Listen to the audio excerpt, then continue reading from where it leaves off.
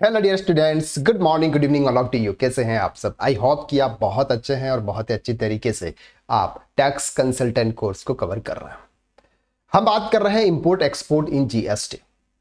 Previous class के अंदर हमने इंपोर्ट के बारे में समझा था कि अगर आप कोई भी गुड्स किसी अदर कंट्री से परचेज करते हैं, ऐसे केसेस में जीएसटी किस तरह से अप्लाई होता है, वहां पर कौन से अदर टैक्सेस लगते हैं और किस तरह से बिल ऑफ एंट्री होती है जिसको हमें फिल करना होता है। यह सब कुछ हमने प्रीवियस क्लास में देखा था। आज के लेक्चर में हम बात करने वाले हैं कि टैली प्राइम के अंदर परचेज इनवॉइस को आप किस तरह से रिकॉर्ड करेंगे, जीएसटी किस तरह से आपके जीएसटी 3B में शो होगा, उसके लिए आपको क्या क्या करना होगा, वह सब कुछ आज के इस लेक्चर में डिटेल में बात करने वाले हैं। आपसे एक रिक्वेस्ट है, रिक्वेस्ट सर ये है कि अगर आप कोई भी लेक्चर देख रहे हैं, कोई भी टॉपिक अगर आप देख रहे हैं, जैसे फॉर एग्जांपल हम बात करते हैं इंपोर्ट एक्सपोर्ट की, तो इंपोर्ट एक्सपोर्ट के जो लेक्चर 1 से है आपको स्टार्ट करना है। इसके बाद आपको सीक्वेंस वाइज लेक्चर देखने हैं।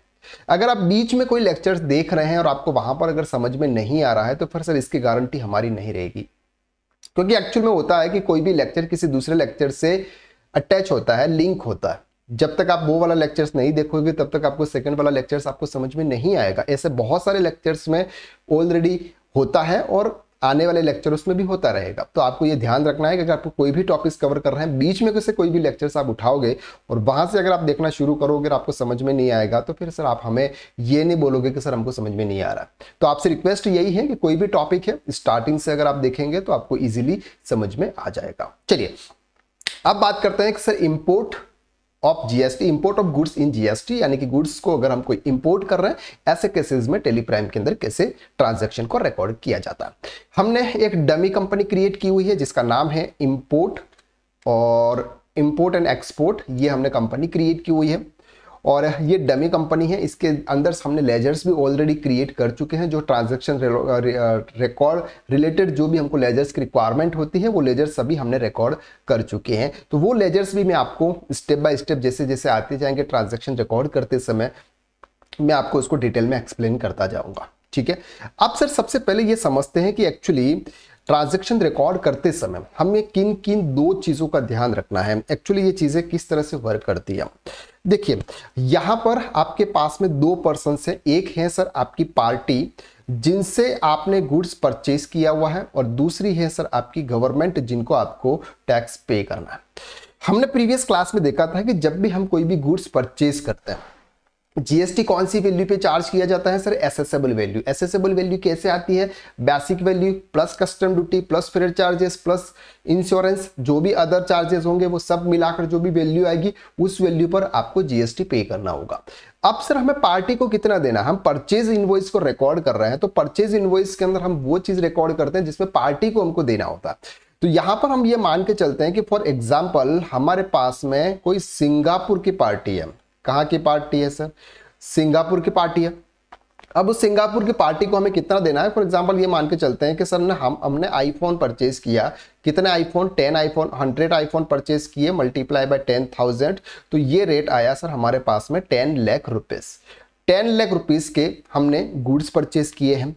अब सर हम ये मान के चलते हैं कि जो फ्रेट चार्जेस था वो फ्रेट चार्जेस सामने वाली पार्टी ने अपने इनवॉइस में अटैच किया हुआ है। फ्रेट चार्जेस क्या है सर? फॉर एग्जांपल हम ये मान के चलते हैं कि सर 50,000 रुपीज आपका फ्रेट चार्ज है जो कि इनवॉइस में है। दूसरा इंश्योरेंस हुआ था सर, उसका जो भी इंश्योरेंस हुआ था उसके भी चार्जेस थे सर आपके 50,000 रुपीज, वो भी उस इनवॉइस में इंक्लूड है। यानी कि हम ये मान के चलते हैं कि हमें सिंगापुर वाली जो पार्टी है उसको 11 लाख रुपीज पे करना है। कुछ सिचुएशन में यह भी हो सकता है कि सर फ्रेट चार्जेस और इंश्योरेंस आप अपनी खुद की कंपनी से करें। फ्रेट चार्जेस आपकी कोई कंपनी होगी वहां से आप ले रहे हैं तो उनको आप पे करेंगे। इंश्योरेंस अगर कोई आपकी कंपनी है वहां से अगर आपका पे ले रहे हैं तो आप वहां पे करेंगे। तो ये डिफर करता है अलग अलग टाइप से, लेकिन हम ये मान के चलते हैं कि अगर ये तीनों चीजें आपके एक इनवॉइस में हो और आपको 11 लाख रुपीस का पेमेंट आपको किसको करना है सर? पार्टी को करना। अब बात आती है कि गवर्नमेंट, अब इसके ऊपर गवर्नमेंट क्या लेगी सर? हमसे कस्टम ड्यूटी लेगी। सिंपल, हम ये मान के चलते हैं कि सर 10% कस्टम ड्यूटी है, तो 10% जो कस्टम ड्यूटी है वो कौन सी वैल्यू पर लगेगी सर? 10 लाख पे लगेगी। तो 10 लाख पर कस्टम ड्यूटी के हिसाब से 1 लाख रुपीज आता। ठीक है, तो अब टोटल वैल्यू कितनी होगी सर? 12 लाख रुपीज। अब हमें चार्ज करना है sir IGST, integrated goods and service tax. अब यहाँ पर हम मान के चलते हैं कि सर 18% का गुड्स रेट है, तो 10 लाख पे 18%, 1,80,000 और 2 लाख पे 18% 36, यानी कि 2,16,000 रुपीज का GST हमको यहाँ पर पे करना होगा। क्लियर हो रहा है आपको यहाँ तक? ये है सर हमारी एसेसेबल वैल्यू, ये हमारी एसेसेबल वैल्यू, और हमें जो GST पे करना है ये कौन सी वैल्यू पे पे करना है? 12 लाख रुपीज पे। तो 12 लाख रुपीज के अगर 18% के हिसाब से अगर कैलकुलेट करते हैं तो 2,16,000 रुपीज आता है।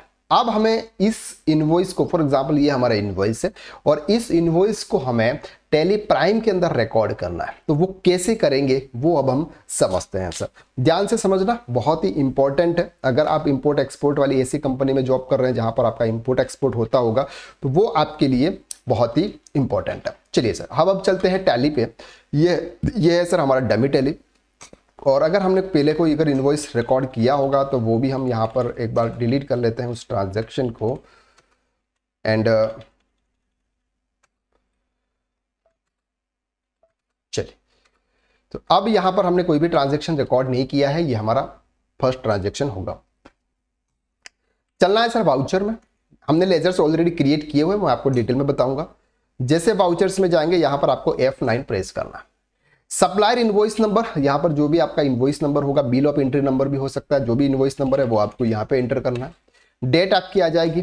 Party name, party account name, यानी कौन सी पार्टी है, तो हम ये मान के चलते हैं कि सर सिंगापुर पार्टी है। अब सिंगापुर पार्टी को आपको क्या करना है, उसका लेजर्स आपको क्रिएट करना है। तो लेजर्स क्रिएट करते समय आपको क्या ध्यान रखना है, सिंगापुर पार्टी हो गया, अंडर हो गया आपका सन्ड्री क्रेडिटर्स है। Maintenance balance bill bye bill, अगर आप इसको यस करना चाहते हो तो आपके हिसाब से आप इसको यस नो कर सकते हो। मेलिंग एड्रेस में आपको यहाँ पर प्रॉपर उस पार्टी का एड्रेस उस इनवॉइस पे होगा, वो आपको यहाँ पे एंटर करना है। स्टेट एप्लीकेबल नहीं होगा क्योंकि ये अदर स्टेट की बात कर रहे हैं, सॉरी अदर कंट्री की बात कर रहे हैं। यहाँ पर आपको कंट्री जरूर सेलेक्ट करनी है, जिस भी कंट्री से ये गुड्स आप परचेज कर रहे हैं वो कंट्री आपको यहाँ पे सेलेक्ट करनी है। तो यहाँ पर सर हमने की है सिंगापुर। पिन कोड नंबर नहीं होगा, प्रोवाइड बैंक डिटेल्स भी नहीं, रजिस्ट्रेशन टाइप भी नहीं, और ओपनिंग बैलेंस भी नहीं है, और इसको हम कर लेंगे एक्सेप्ट। तो इस तरह से आप पार्टी का लेजर्स यहां पर क्रिएट करेंगे। रिसिप्ट डिटेल्स अगर आपके पास में अगर है तो आप यहां पे एंटर कर सकते हैं। इंपोर्ट डिटेल्स, जब आप कोई गुड्स इंपोर्ट करते हैं तो कुछ डिटेल्स होती है, जैसे place of receipt by shipper, vessel flight number, कौन से वेजल से आया, कौन सी फ्लाइट से आया है, post of port of landing, कहां पे सर ये लैंड हुआ था, कहां से ये डिस्चार्ज हुआ है, कंट्री टू कौन सी कंट्री से, ये बिल ऑफ एंट्री नंबर, जो आप बिल ऑफ एंट्री नंबर देते हैं उसका नंबर आता है वो आपको यहाँ पे एंटर करना है। डेट और पोर्ट कोड, यानी कौन से पोर्ट पे ये था, तो हम ये मान के चलते हैं कि अहमदाबाद अदालज पोर्ट पे था ये। तो इस तरह से ये पूरी डिटेल्स आपको यहाँ पे फिल करनी है। इसके बाद पार्टी डिटेल्स में आ जाएगा, जो लेजर्स हमने ऑलरेडी क्रिएट किए हुए हैं इसके अकॉर्डिंग है, तो आप इसको Ctrl A के साथ में आप इसको सेव कर लीजिएगा। अब बात करते हैं परचेज लेजर्स की। परचेज लेजर्स, जिस तरह से हम intra state inter state purchase ledgers create करते हैं, सेम टू सेम हमको यहाँ पर इंपोर्ट परचेज का भी लेजर्स आपको क्रिएट करना है, जिससे आपको ये पता चल सके कि सर मैंने कितना गुड्स इंपोर्ट किया हुआ है। तो वो हमने यहाँ पर एक लेजर्स क्रिएट किया। Ledgers as well as intra state inter state जैसा ही क्रिएट होता है, यहाँ पर कोई भी चेंजेस आपको देखने को नहीं मिलेगा। तो इंपोर्ट परचेज हमने यहाँ पर लिख दिया, उसको आपको रखना है परचेज अकाउंट्स में। टाइप ऑफ लेजर्स यहाँ पर नॉट एप्लीकेबल, और एसएससी वैल्यू कैलकुलेशन नॉट, और GST applicability answer is yes. Sir ये एप्लीकेबल है, बाकी चीजें नॉर्मली है, वो सभी चीजें जो हम रेगुलरली अपडेट करते हैं अपने लेजर्स के अंदर, वही एंट्री आपको यहाँ पे करनी है। तो हमने यहाँ पर उसको एक्सेप्ट कर दिया। अब बात करते हैं नेम ऑफ आइटम की, कि आपके कौन से आइटम है, क्या गुड्स परचेज कर रहे हैं। तो फॉर एग्जांपल हम परचेज कर रहे हैं आईफोन, कितनी क्वांटिटी है सर, 100 की है, एक की रेट क्या है सर, 10,000 है। तो टोटल वैल्यू आपकी यहां पर आ जाती है 10 लाख रुपीस। अब आपको एक चीज ध्यान रखनी है सर, जैसे ही आप यहां पे क्लिक करेंगे ये एक विंडो ओपन हो जाती है। ये विंडो क्या बोलती है, ये विंडो बोलती है कि sir GST taxable value details, यानी कि ये जो जीएसटी होगा ये कौन सी वैल्यू पे चार्ज होगा। हमने अभी यहां पर देखा, ये आपका ये टोटल इनवॉइस है, आपको सर जीएसटी कौन सी वैल्यू पे करना है, यहाँ पे 12 लाख रुपीस की वैल्यू पे करना है। कौन सी वैल्यू पे करना है सर, आपको यहाँ पे 12 लाख रुपीस, ये जो वैल्यू है उस पर आपको जीएसटी पे करना है, ना कि आपको इस वैल्यू पे करना है। ये जो वैल्यू है उस पे नहीं करना आपको। क्लियर हो रहा है आपको यहां तक।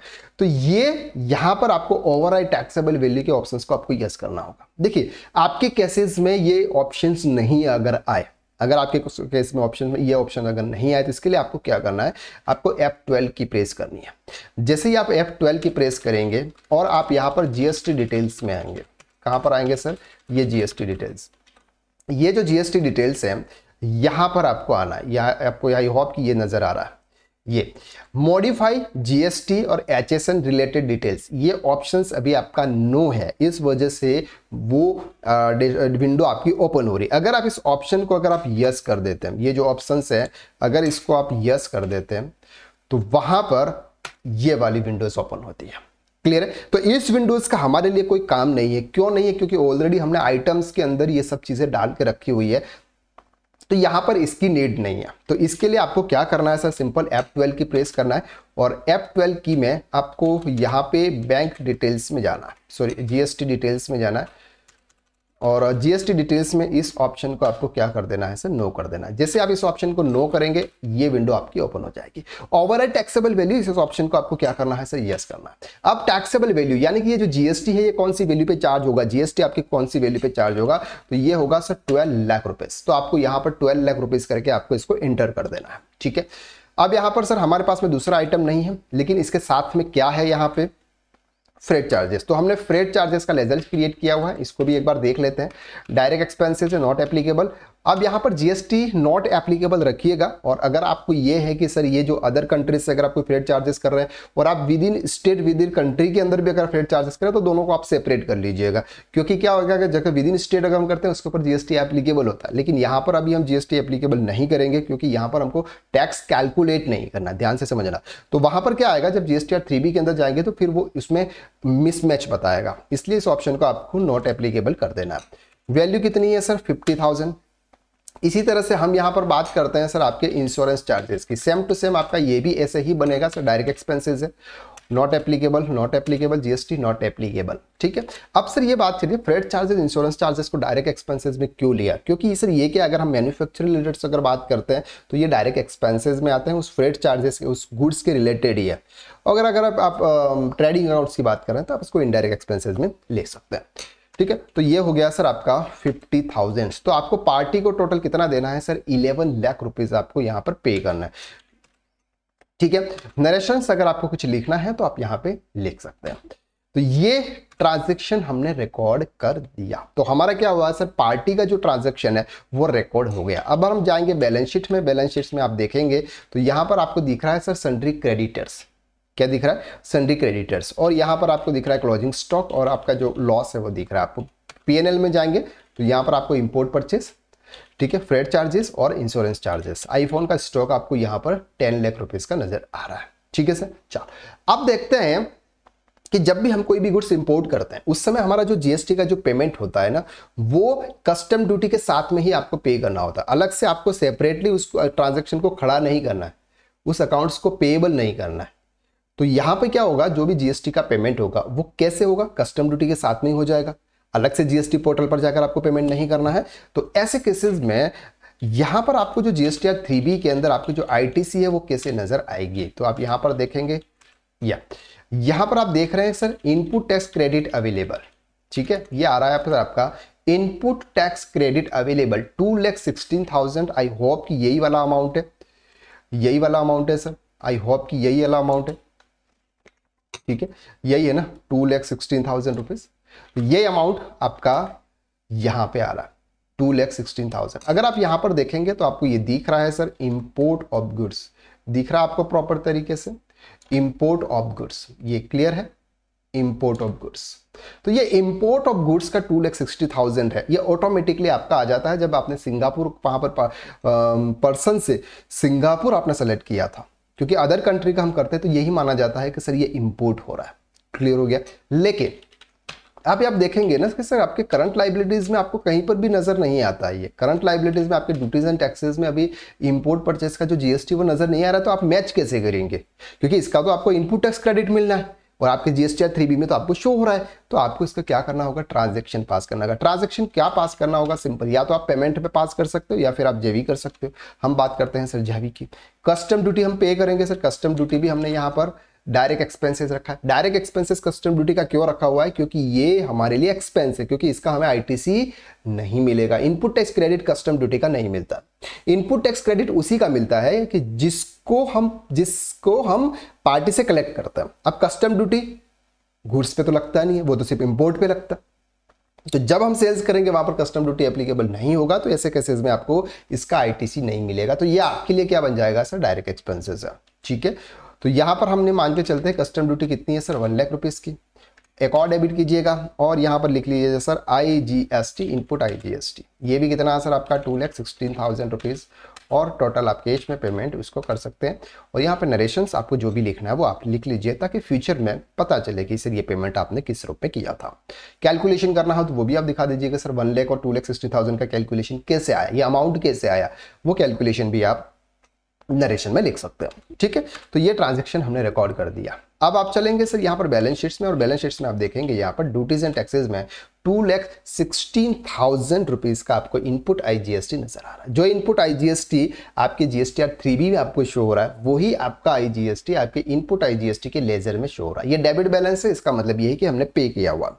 क्रेडिट बैलेंस आपका तब शो होता है जब हम किसी पार्टी से कलेक्ट करते हैं या फिर हम सेल्स के ऊपर उसको चार्ज करते हैं। क्लियर हो रहा है? तो इस तरह से आपको क्या करना है सर? इंपोर्ट ऑफ गुड्स में परचेज के ट्रांजैक्शन को आपको प्रॉपर तरीके से रिकॉर्ड करना है।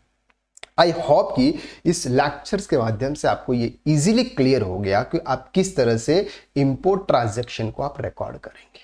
ठीक है, तो आज के लिए बस इतना। नेक्स्ट लेक्चर्स में हम फिर मुलाकात करते हैं। सबसे पहली चीज सर ये है कि एक और कि ये जो टैली की जो स्क्रीन है वो स्क्रीन प्रॉपर तरीके से आपको विजिबल हो रही है या नहीं हो रही है, और इसकी जो क्वालिटी है, वॉइस की क्वालिटी है, परफेक्ट है। एक बार आप व्हाट्सएप पर मैसेज करके आप जरूर बताइएगा, क्योंकि हम टैली की जो क्लासेज है हमारे प्रीवियस में जो रिकॉर्ड की थी, वो एक्चुअली उस पर वॉइस क्लियर नहीं आ रही थी या फिर स्क्रीन प्रॉपर तरीके से विजिबल नहीं थी। तो उसको हम फिर से री रिकॉर्ड करके आपको प्रोवाइड कर रहे हैं, क्योंकि हमने आपसे ये कमिट किया था कि हम अपने कोर्सेज में बेस्ट टू बेस्ट आपको प्रोवाइड करेंगे।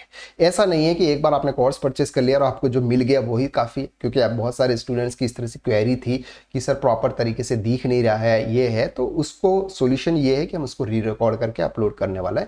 तो मुझे बस आपकी ये कंफर्म करना था कि ये जो स्क्रीन है ये सफिशियंट है, और इसके हिसाब से अगर हम टेली की क्लासेस को रिकॉर्ड करेंगे तो प्रॉपर विजिबल हो जाएगा या नहीं हो जाएगा। ठीक है सर, तो आप प्लीज व्हाट्सएप के ऊपर बताइएगा कि सर वो लेक्चर्स हमने देखा था उस पर जो स्क्रीन है वो प्रॉपर तरीके से विजिबल है और वॉइस भी क्लियर आ रही है।